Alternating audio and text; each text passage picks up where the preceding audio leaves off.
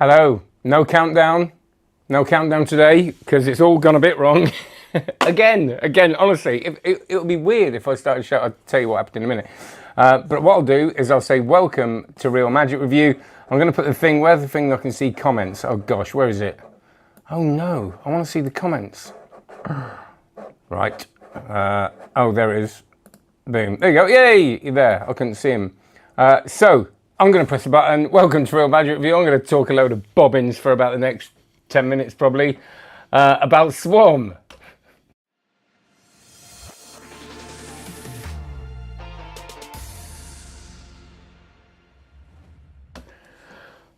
I'll tell you what's happened. I'm going to bore you now with my woes and my worries. I was just about to come over here. I always set in line for 4, get over here very early from my house and give you time. Set in line for 4. Realised the alarm wasn't working, nothing was working, and realised that because of the torrential rain in Sheffield, all my electricity had gone, and then I couldn't get it going again, and then I isolated it. This is very interesting. I isolated it to the kitchen area where it was tripping, and still couldn't find nothing. So I think it just all got wet, and I ran an extension cable from the fridge to the lounge, so the food wouldn't thaw out. There you go. Welcome to Real Magic View. Oh, and then I've been losing things. Now, I don't mention it, but I lose a lot of things, and I've lost 2 magic tricks. One of them, I'm absolutely gutted, and when I lose something, I get obsessed with finding it. And you know the peanuts trick? Again, I'm very careful how I say that. The peanuts trick. By Tobias Dostal, which is wonderful. I've been carrying this thing around with me to play with and review the peanuts trick, and I can't find it. And I've looked for it for days, and I can't. So I was looking for that frantically just before we started. I can't help looking for it. But anyway, what we're going to do today is talk about Swarm, because many people didn't like Swarm, and I didn't like Swarm, but we have different reasons for not liking it, and I think you're wrong. Not you, but some of you are the reasons for not liking it. You're not at all. I'm being flippant. But there are, well, I'll read the comments and then I will put my very limited knowledge and an opinion that is only my opinion into this. But I think it's an interesting one. So, I've got to calm down a bit. It's all a bit tense. And I've lost hard drive this week, and I've spent a week looking for that either. Marbles, lost them a long time ago, mate. Gary, hope you're good. Tom, hope you're good too. Stuart, nice to see you. So, I'm going to look at the main. I even haven't got them up on the computer. I'm going to look on my phone and look at something. Even if you're looking at stuff on your phone, it's that's to do with the thing. It always feels a bit weird. Oh, by the way, do check out the lineup by Luch. It's the same all the time, and it's such a shame. Whenever you put a review on that isn't like a big release, that haven't gone through, sorry I spilled my tea, haven't gone through Murphy's at all, and stuff like that, or Vanishing or anything like that, they never get as many views. And it's a real shame. And it's I totally get it. I'm into my movies, and when I see a review of something I haven't heard of, I tend not to be as interested in it. And it's such a shame, because when I do hear reviews of films I haven't heard of, I found like my favourite films. You know, I remember seeing City of God on the cinemas years ago, which I just think is such a great film. And I'd never heard of it, and I was like, I didn't go, and then I heard a review saying it was good, and I went, and it just completely blew me away. So do try and watch the reviews that are not the things you've heard of, because you might find some real gems. And the lineup, I think, is one of the best things, mentalist routines, to come out in a long time for pure entertainment value, for 10, 20, 15 minutes or whatever of stage time. Super easy, near enough self-working, so much you can do with it. And I just think it's a real peach. So do check out that. Also after this, check out onlinemagic.co. That's my online magic course. Have a look at it, there's loads of videos on it. Right, dude, it's good, isn't it? Tom and Gary and everybody. Gary S. Lambert, how you doing? And Stuart. So there's that, and like and subscribe. So comment on, well, the lineup had an interesting comment. That was on Facebook actually. Martin said on Facebook, shh, he went, shush, don't tell everybody, because I said, look at this, it's great. And it's one of those things people say, and it's nonsense usually, isn't it? So, I didn't think he should release it because he shouldn't give it away. It's a piece. But there was a feeling with the lineup, but I kind of went, you kind of don't want everybody doing it. But you realise they won't anyway, because not everybody's doing cabaret, and it's very much a sort of parlour cabaret piece. So, anyway, Swarm. Let's watch, look at that. So, the obviously all the comments and stuff on the Homer Leewag masterclass has been great. I've started watching the second one. I've got all my kit. I've got my Sharpie to cut up. I've got my magnifying glass that I've broken in half. I've even bought a ball bearing, a big ball bearing. So if you're doing the Homer Leewag masterclass, especially if you're in the UK and you want the bits for it, I'll happily send you the links to the bits you can get. Just either DM me or email me, steve@onlinemagic.co. Because I know sometimes you can't really tell online what you're getting. But I've got the right stuff. So, Terrell says, Steve, don't ever violate your character or ethics by calling out things that do not live up to the hype. There are way too many who willingly support each other to sell drivel.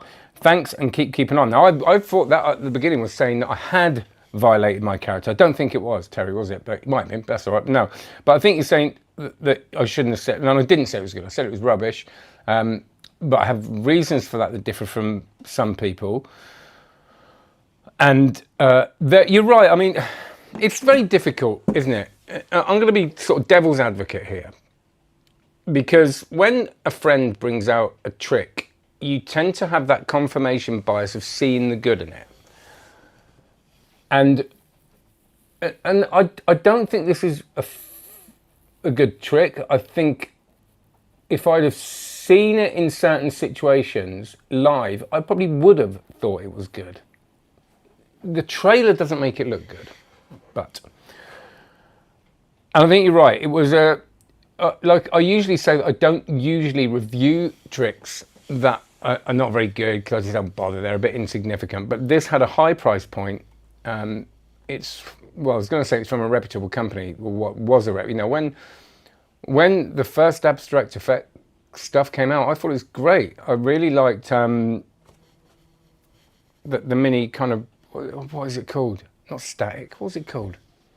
The one that sort of balanced one. I kind of liked that one. I thought it looked really cool. I played with it, I performed it, and it looked good, and it worked, and it was clever and well made, well packaged, all that stuff. I liked that midnight breakfast trick, even though it was a kind of flimsy. Once you've made it up, it was good. It did the job. And a few other things. And Nicholas Lawrence did was that an abstract effect one, the Revolution? I don't know. But yeah, so it's not that. But then they started just sort of pumping the stuff out, and and it got that kind of rushed feeling to it. So this one had a high price point, and I just knew that if you bought it, it's just not that usable. So I thought I'd sort of pull up on that. So this is from, hey Stephen, this is from that M. I always love your videos. Only one piece of feedback. This is a piece of crap effect, and I think that that should be reflected in your intro of it more directly. I'm going to approach this in a minute, as should more reviewers do. It doesn't actually even look that great on video, and on their own trailer, which is the only thing it should look at least good in, you can absolutely tell that the gimmick is, what the gimmick is, and I don't even have a 20th of your experience in Magic. Lazy Magician is bringing out lazy cash grab, the part of the reason why the community is only led by a handful of figures, while the rest are happy to peddle mediocre effects and methods as middlemen with their shops. You are one of the very few YouTube magicians I trust reviews from, so please keep on keeping it honest. Thank you. I mean, that's absolutely fine. The second part of that I'm going to talk about in a minute. The first part is piece of crap effect that I think that should be reflected in the intro of it. Now, I try not to do that. I want my favourite reviewers. Sometimes, not all the time, will start reviewing, you don't know what they're going to say about it. So they'll start a review of a film, for example, telling you what's happening in the film, and you're going, how's this going to go? And I like that feeling. I like it, especially if I've seen a film that I know is bad. Are they going to agree with me? I like this kind of reveal a little bit later. So I purposefully don't try not to, I'm not saying I'm right, because like you say, it's your preference, but I purposely try not to at the beginning go, hey, I'm going to tell you something that's really rubbish. Now I do it, it's a bit unfair of me because I do it the other way around, and I go, this is a corker, so maybe I shouldn't do that either. And I don't want to do the opposite of that. I don't want to make you think I'm going to hate something and then like it, but to me, I kind of sometimes like just talking about it first and then saying what I think about it. And this wasn't as cut and dry as that for me. It kind of was, but not really. So I totally know what you think, and I think some people do like that kind of, they want to know what's coming up. For me, sometimes I like to just talk about it and then kind of reveal how I feel about it. And sometimes when I'm talking as well, I don't script these. You never guess. It's not really, Steve. If I did, there'd be a problem. Come and see me show. It goes on for 28 hours. Now, I don't script them, so sometimes when I'm talking, more ideas come to me. So that's sometimes why I kind of leave it a little bit open as well. Did someone reply to that, or did I reply to it? Totally agree, I'm no genius, but you can see what it is in the trailer. Too many greedy people trying to sell, yeah. And you know, that's a very relevant point. Let's have a look. Bought a couple of products from Gary here. Okay. I'll read down a minute. I've got a couple of products from Abstract Effects and have been completely underwhelmed by them. Expensive tat. They will not catch me again. Even if you said it was good, I wouldn't buy it on principle. Good point. I do believe that the sea is quite visible and my eyesight is not the best. Like some, that's from Sebastian Blickby. And that was Gary, the one before that. Mexi Mex.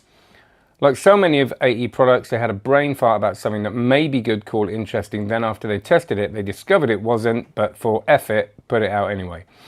The seam, Tom, the seam is not seamless. I'm an arts and craft guy, but I could never solve the seam problem. Don't think it can be done. I thought you were joking. This looks awful and obvious in the trailer you've shown. From Andy, that last one was from Tom. Right, so we're going to show the trailer again, and I'm going to say things.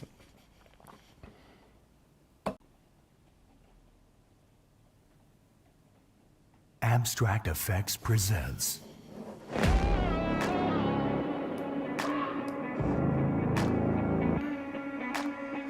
Something going on there, isn't there? Okay, and that's what we're all talking about, I think. Now, there's also something ongoing there. So, right, we'll talk about that in a minute. But look, you'll know what I'm talking about in a minute. Right. Look.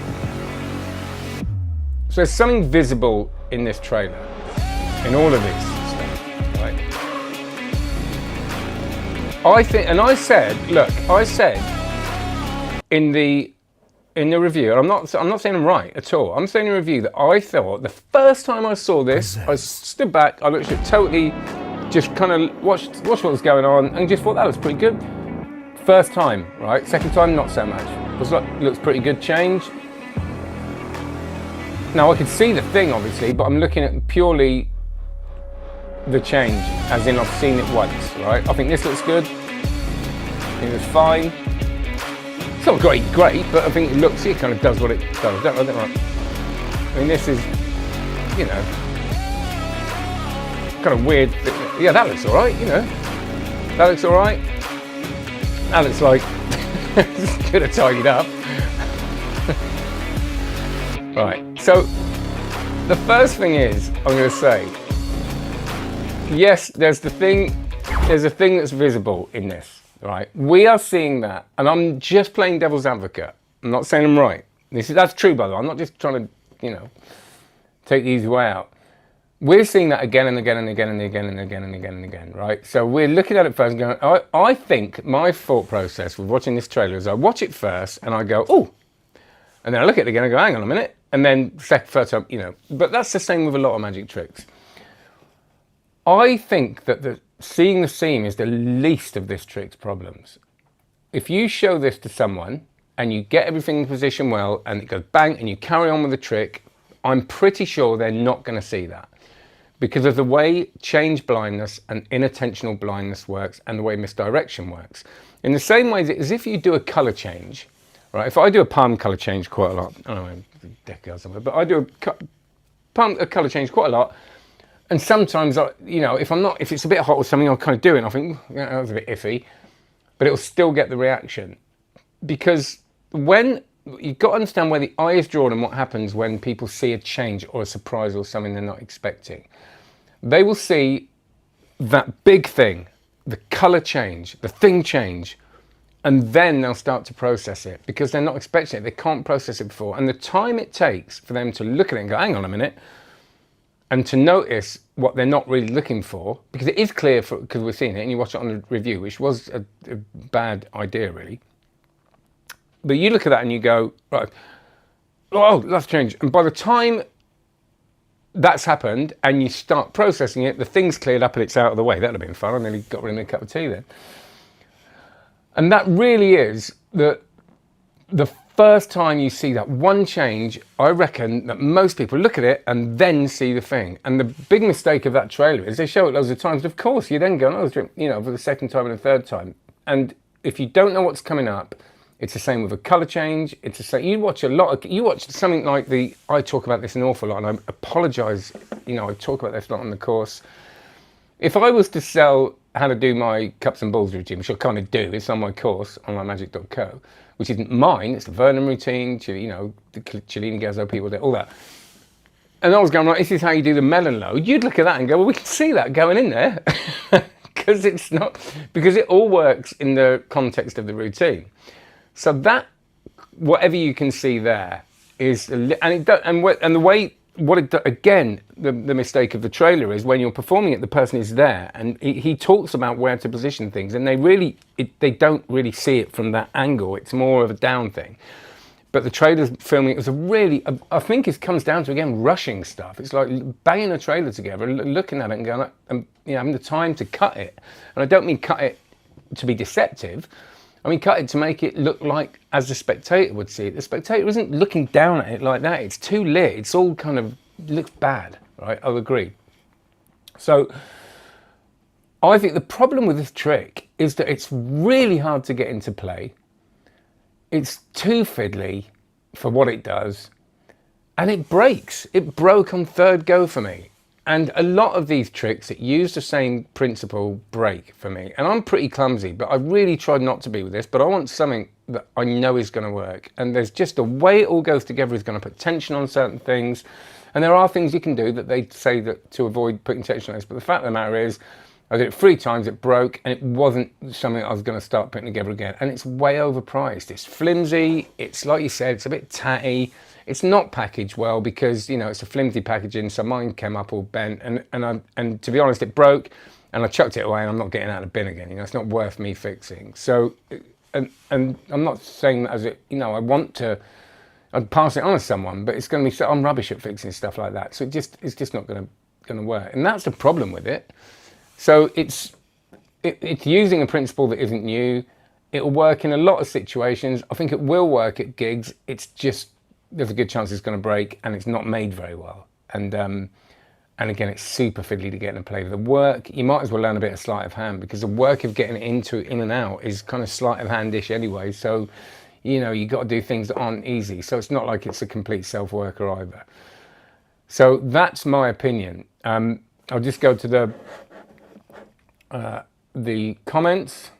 I thought you had an auto cue in front of you. Could you imagine, Gary? It'd be about like War and Peace, wouldn't it? I want to see the scripted version. I've tried it, Dale. I've tried. I've tried to script this. It's not good.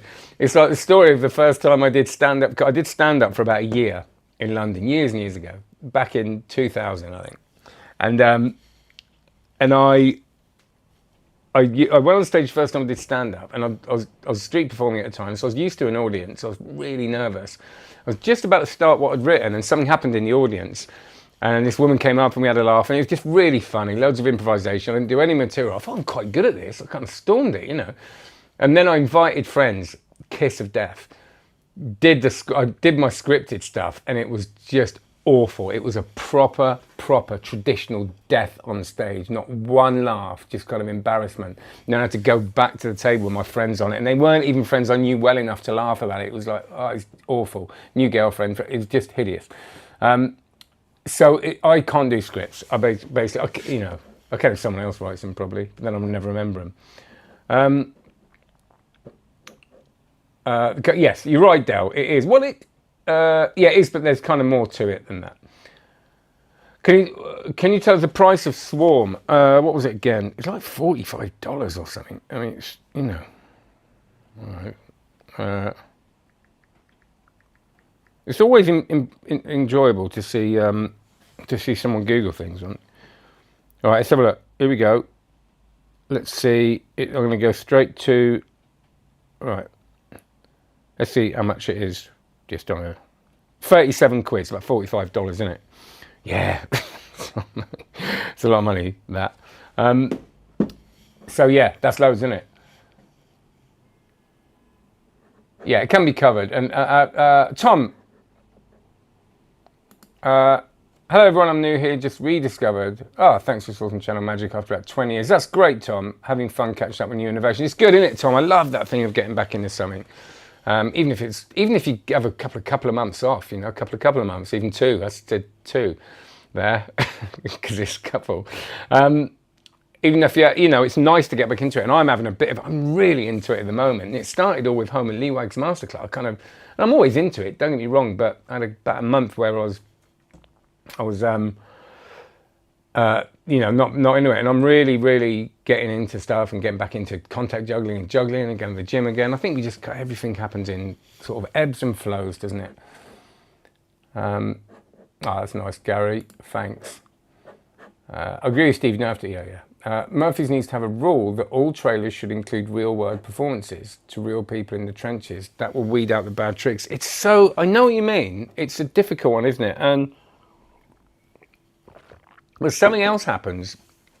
It's when you stick a camera on a real-world audience as well. Now, sometimes it's great. Please like and subscribe, by the way. Might as well. It's great, but I find, well, it depends what situation you're in. If you've got a crew, you know, people walking around me, it's brilliant. But I'm always on my own. I'm going, can you hold that? And can you film this? And it's really hard to do. But you're right. It would be good, but it might still be deceptive because people might react really over the top, and you know, we never know, dear. But I suppose that's why one of the reasons I do this is because I like to kind of, as a professional, look at something which I am sometimes wrong and go, you know, that would work in a real world situation. And you know what I've rediscovered recently is Henry Harrius's Magnet Zero, which I thought was called Magneto, like a cornetto. So Magnet Zero is the thing where you've got the Sharpie lid where you put a 10p piece on it and it falls off, right? And I reviewed it well, you know, I said it was good, but I just thought I'm never going to, you know, it's not worth the build-up, you know, all that really happens. I thought, no, I'm not going to carry it around. Tell you what, I saw Laura London do it when we were in Switzerland, and this guy was completely floored by it, and I thought, actually, I'm going to have a look at this again. And I've showed it to a few people recently, and it's great, and it's such a brilliant thing. It's such a small thing, and you can create a real moment around it. And when that coin drops, it's great. It's brilliant. It's such a magical thing, and it just goes to show, as magicians, I looked at it and thought I couldn't see where it fitted with what I do, and I'm doing it now, and I'm going to do it all the time. So it's, you know, it's hard to kind of know what works, even if you've been a long time too. Even if you've been into it for a while, doing it for a while. A cheap packet of cards and 1 month subscription to online magic, boom, is worth way more than spending money on Swarm in Mindbreak. You can get 3 months in that, innit? Look at that, 3 months, Gary. I wonder why I'm putting that on. I haven't paid him to. Gary is a genuine member. It's not my brother or something.